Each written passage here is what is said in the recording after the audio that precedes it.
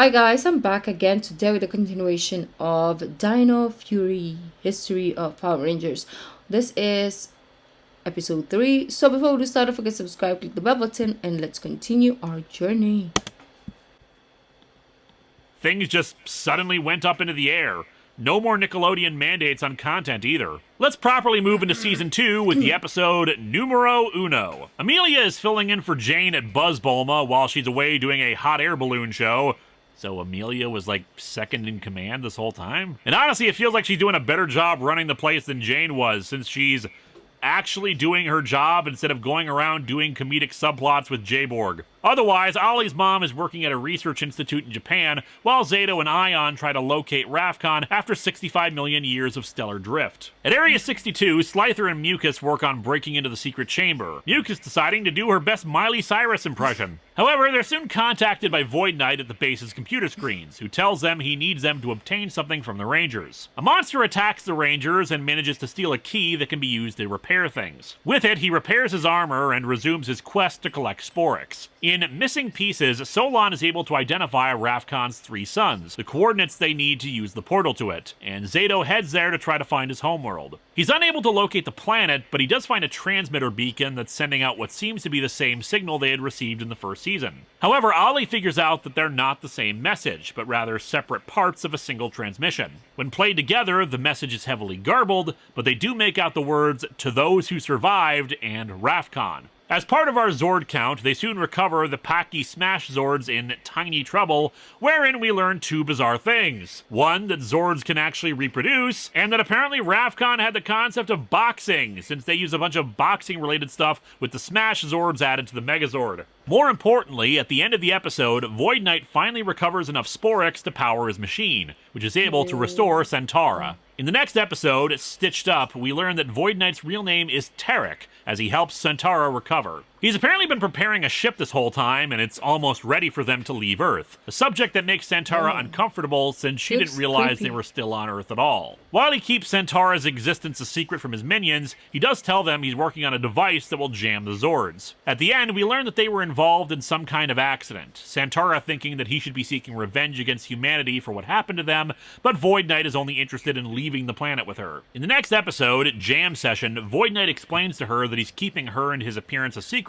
because his minions only respect strength. If they sense any kind of weakness, they'll turn on him. Not sure how accurate that entirely is. The robots under his command should, be programmed to obey him, and Mucus is, well, kind of goofy. Oh yeah, and there's also another general that got built near the end of Season 1, Wreckmate, who was seemingly destroyed there, but then came back in Season 2, but hasn't done anything of note. He talks like a pirate. Anyway, the Zord Jammer is deployed, but they end up destroying it thanks to the addition of a new Zord, the Terra Freeze Zord. While everyone else was out though, Centaura redirects the sporx energy into her stasis chamber, using it to transform herself into a monster. She now calls herself Void Queen. Between episodes, she apparently introduces herself to the other minions and starts utilizing the sporx they've gathered to send new monsters out, though Void Knight objects. He doesn't actually want to hurt humans, they were just collateral damage. But she's hell-bent on hurting people. He goes with a sporx beast to a pool where the monster turns people into trees. When he spots a child that's been transformed, he's horrified by all this. He shows Centaura the spaceship, which is now ready to go.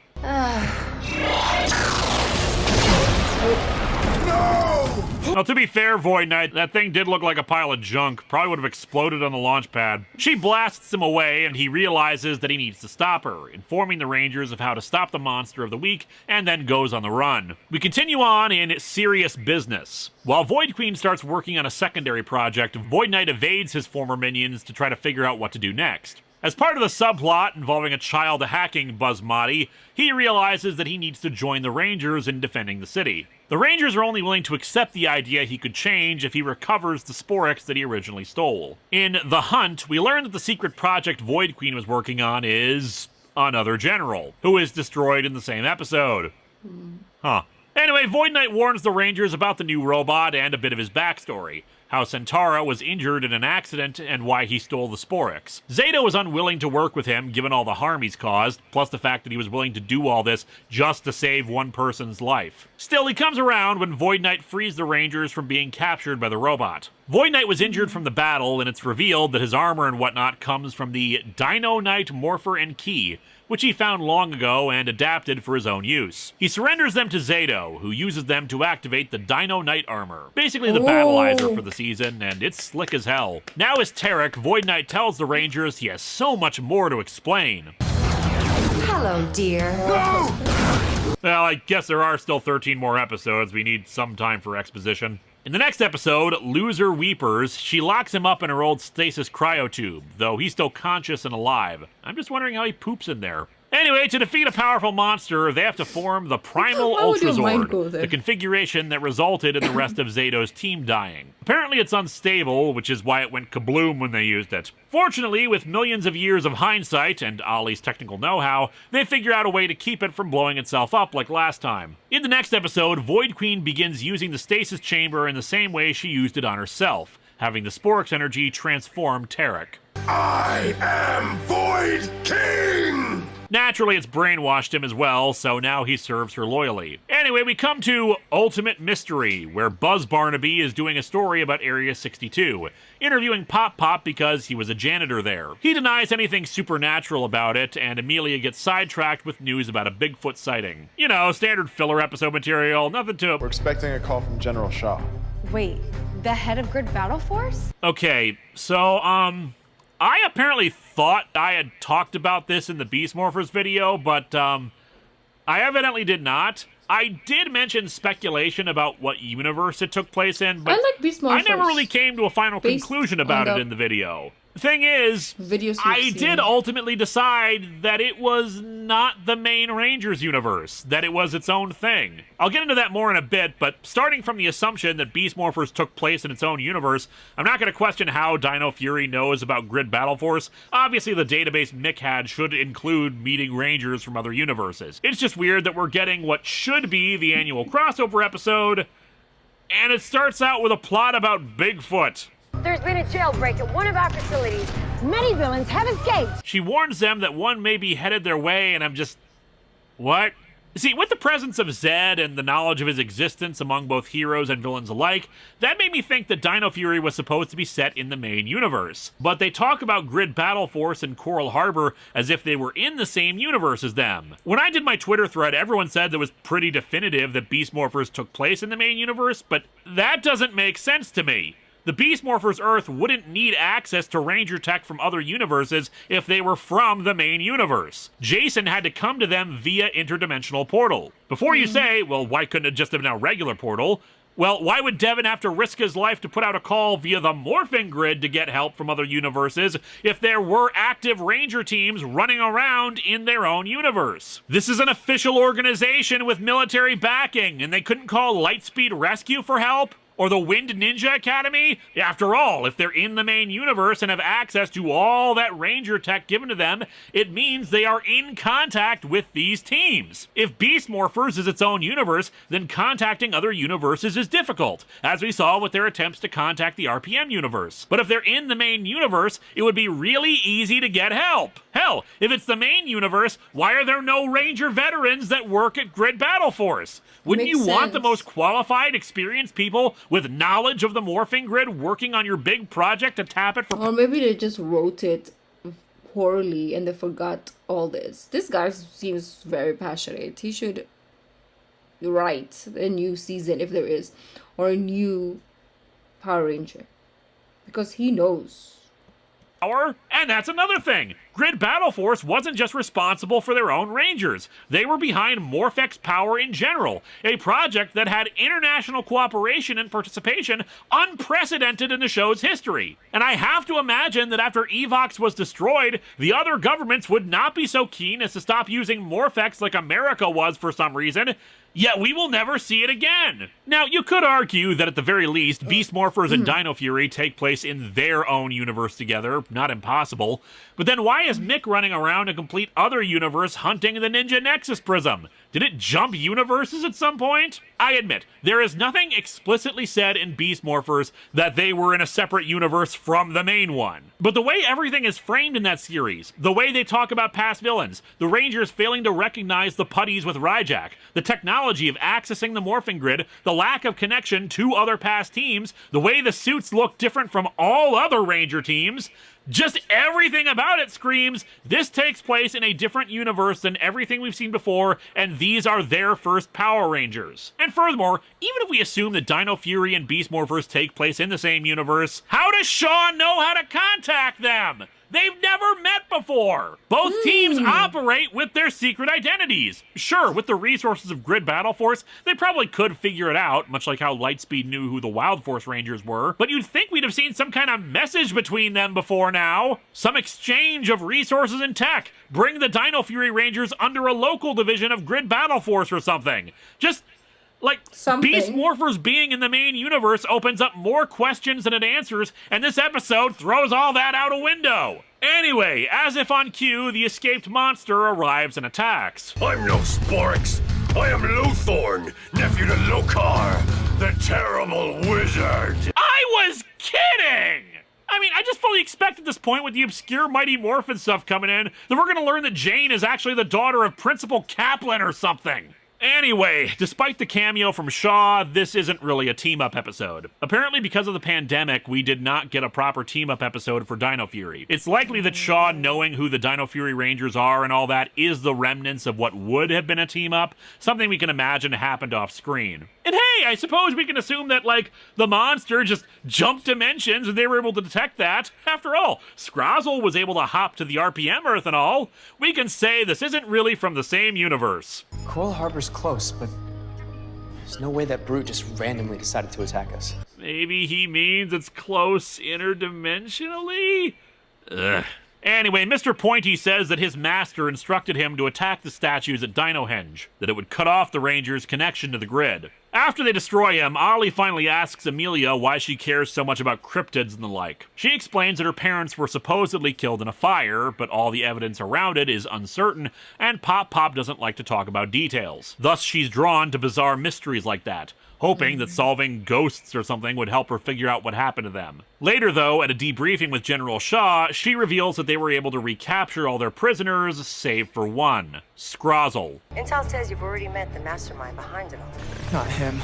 Lord Zedd? Good dramatic ending hook for the episode.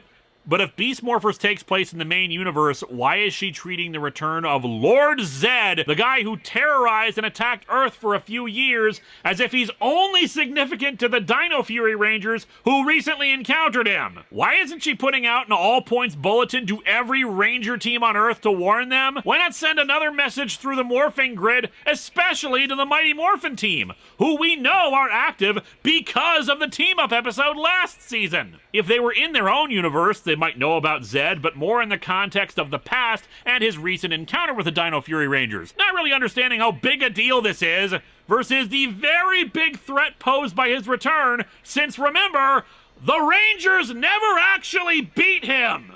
In the next episode, Zedd returns to Area 62. There's been a noticeable change in his voice. It's still not Robert Axelrod quality, but it's higher pitched and there's more of a distortion in it.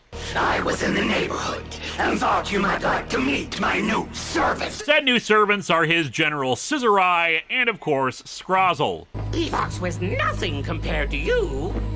But, don't tell him I said that. Yeah, much as I love Zedd, Venjix did have a higher body count, Scrozzle. Zedd wants help in destroying the Rangers, agreeing to split the Earth in half between their forces. Zedd had Scrozzle retrieve his staff from the Crystal Dimension and Beast Morphers, I guess they just left all that stuff there after Venjix was destroyed, and plans to have him construct an army of robots. Void King likes the idea, suggesting they take the general robots he had made before and creating enhanced versions of them. Using mind control on Ollie, he retrieves the two parts of the Rafcon message. It seems Zedd encountered a third part while he was traveling the galaxy after last season. When combined, the message gives Rafcon's coordinates for any survivors, saying they moved it to allow it to heal from all the damage done to it. Zedd proceeds to take Boom Blaster, a rebuilt boom tower, and heads off to the planet. After healing Ollie from the mind control, he remembers everything and informs the others of all this. This leads us into Rafcon Revealed. With the coordinates, the Rangers open a portal to Rafcon, Ion confident he'll defeat Zedd based on what the Morphin Master said to him when he was brought out of stasis. However, once they arrive, they find the planet deserted, It's no longer a wasteland, but there are no life form readings. Zedd and his forces are already there. It seems he's searching for the original generator that created the sporx, hoping to use it to create his new army. We get some good pathos from Zato as he reminisces about the city that used to stand in the valley they're in,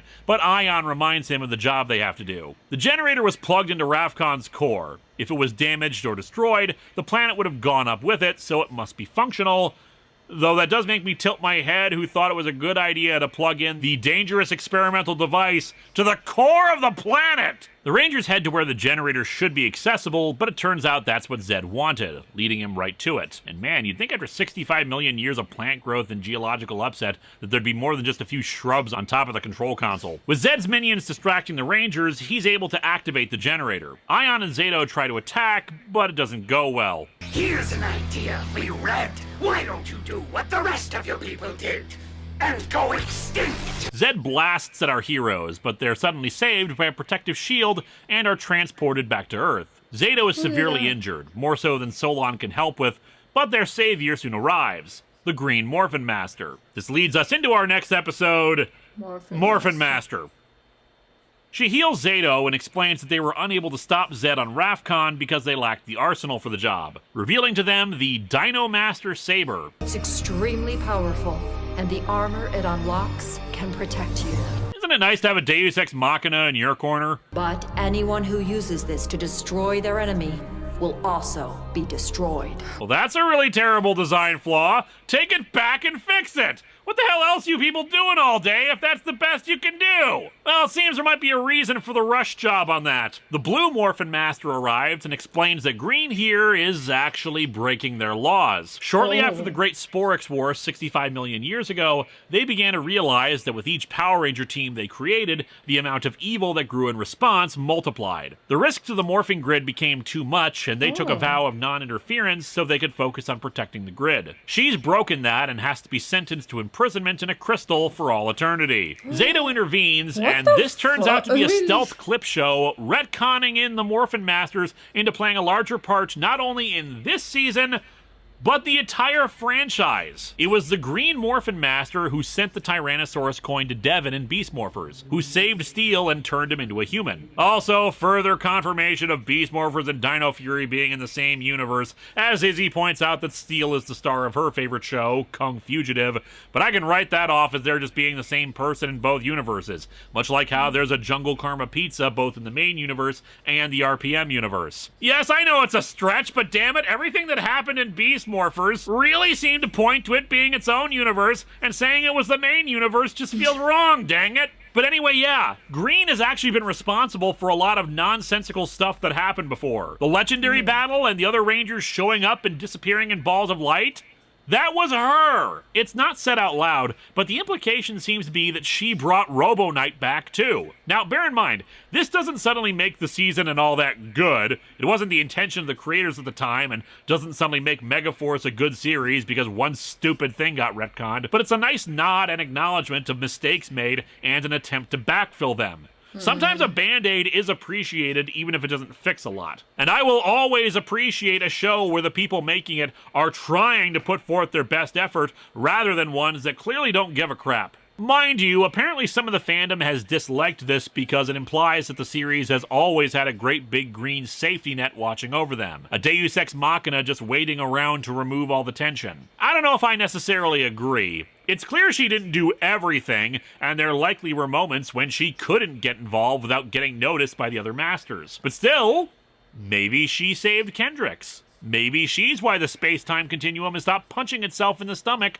over in the Dino Charge universe. And we'll have to see in the future if this ever gets addressed, or if there will be other ass pulls that we can ascribe to the Green Morphin Master. Speaking of, the Rangers say they'll defend her from Blue, but she says they need to deal with Zedd, teleporting them back to Rafcon. She then flees from Blue before he can imprison her. Unfortunately, they're too late to stop Zedd. He teleports away with the generator. And as said, without the generator plugged into the planet, geological instability quickly makes the planet go boom. It was safe for 65 million years. But one day with Zedd and It's all rubble. Zedd nearly died. He got reminded that his family and friends are all dead, his people are missing, and now his planet blew up. All in all, today's been a bit of a bummer, hasn't it, sir? Zedd brings the generator to Earth. The Void family shows up, pissed at a seeming betrayal by Zedd, but he covers it up by claiming that Scrozzle built the generator to make more sporx. And that's not quite shut up and slink away. Our heroes show up to stop him, of course. Ion uses the saber and activates Dyno Master Mode, giving him a spiffy cape and collar. I dig it. They force everyone but Zedd to retreat as he sets up a force field around the generator. Ion is ready to sacrifice himself to break through the shield, but the green Morphin Master returns and destroys it for him. She and Zedd have a beam struggle, allowing for Ion to jump in and slice Zedd. With him distracted, she blows the generator to hell. However, she can't destroy Zedd directly, instead locking herself and him inside a crystal. It's Zedd and Master Green? Oh no, she turned them into collectibles! The red and blue Morphin Masters show up and they explain what happened, realizing just how boned both the Rangers and Earth would have been without her intervention. They elect to set things right by freeing her from the crystal. They also take Zedd to secure him on a faraway planet. Green explains that Ion's prophecy of stopping Zedd was fulfilled by his action, but that he didn't have to do it alone. In turn, Zedd asks about their people, and she says their fate will be discovered by them in time. And I'm sure we'll never see Zedd again. Of course we're gonna see him again. In the next episode, Wishful Thinking, Amelia makes a wish via a monster spell to see her parents again. But despite everyone else who was cursed by it getting their wishes, hers doesn't happen. Or does it? In Things Unspoken, Void Queen begins planning her endgame, stealing the keys to a drilling device that the park wardens have been using to build a new drainage system. Once they gain control of it in the episode Bad Vibes, they program it to drill into the command henge. Once there, Void King blasts Solon and steals the sporx they have in stasis, leading into the three-part finale, beginning with the invasion. So it turns out International Electromatics was actually being used by the Cybermen as a front for their force to occupy the London sewers. Fortunately, the Second Doctor is teamed up with the newly formed United Nations Intelligence, and I mixed up my notes again. Doctor Who and Power Rangers need to stop having the same episode titles. The Rangers help Solon up. Our shields were no match for that drill. Then your shields really suck, Solon, if a human-made drill can penetrate them. However, things take a sudden turn when an alien ship arrives over Dyno Henge, containing Rafconians. Zedd confirms with his tactile telepathy that they're the real deal. Their leader, Aurea, explains that the remaining survivors of Rafcon hid the planet and left to become scavengers while the planet healed. Hoping to return to Rafcon when the time was right.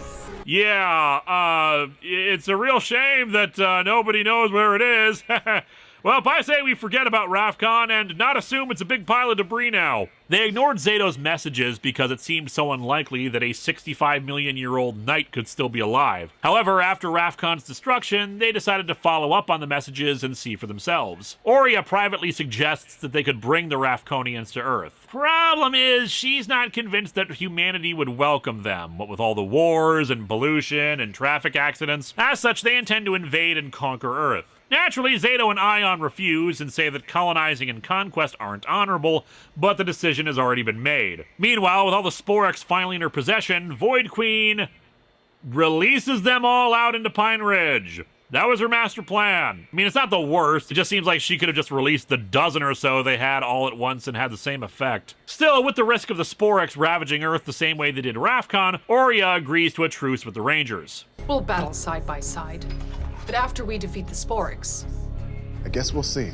While the city begins evacuating the entire population, the Rangers and Rafconians begin engaging the sporx army. However, some of them get called away by Void Queen. Oh, why does Wreckmate get cannons?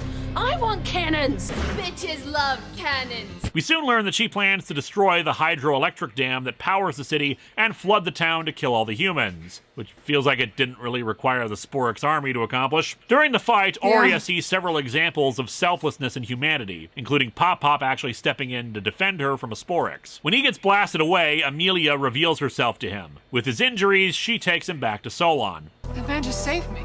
You still want to take us home?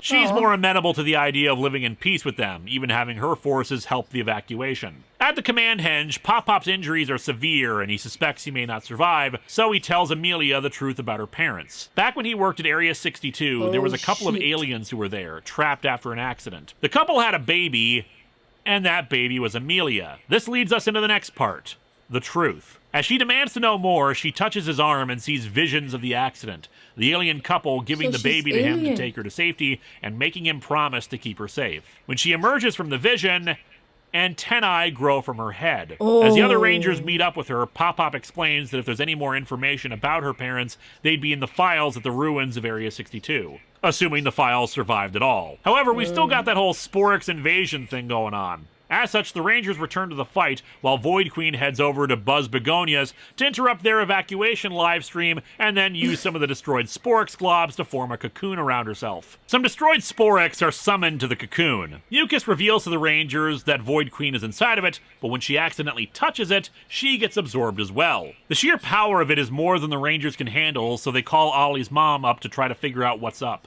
She theorizes that the cocoon, whenever it hatches, is going to release a massive energy blast that will destroy everything in a 30-mile radius. The people will be safe thanks to the evacuation, and the command center's shields should protect them. Dubious, as I said, given the whole drill thing. But the city's going to be wiped out. They have about an hour before it goes critical, and the Royal Smart people get to work trying to figure out a way to either move it or siphon the energy away. What's more, Area 62 would also be destroyed. Since this may be her only chance to get answers, Amelia heads there on her own, while the others resume the fight against the sporx. Pop even lets her see where a safe is with the files. Said safe apparently being stored on some random cart near the janitors. God, Area 62 was really mismanaged. She's intercepted by Slyther, who damages her morpher so she can't escape, in the process revealing that Area 62 is their base. Fortunately, Solon detects her morpher's damage and informs the others, who come to the rescue. They give her a new morpher and search the base, both for the files and anything that can stop the cocoon. Amelia finds the safe, but the files are gone. They're attacked by Void King, but Amelia tackles him and reads his mind by accident, revealing that Tarik and Centaura are her parents.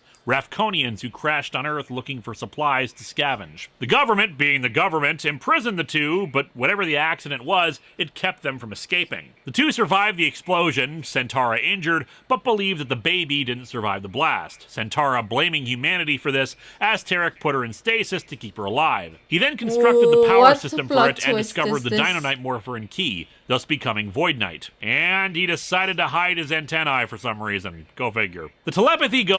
Okay, we're gonna end it there, and we're gonna finish next week, the whole thing. I mean, not next week, tomorrow or the day after.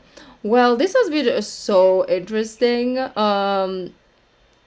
Like, when it starts, you're like, this might not be my favorite, but then as the history, or as he keeps explaining, you're like, ooh, it's intriguing, I really want to watch it, right?